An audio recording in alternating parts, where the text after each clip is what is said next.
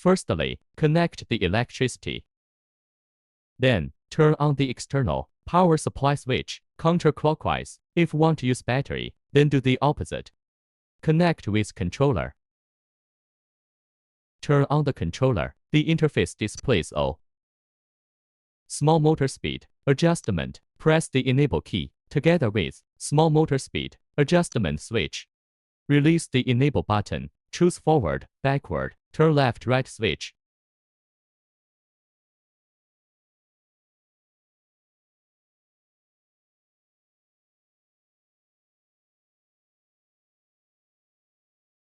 Main motor adjustment. Press the enable key together with the main motor speed adjustment switch.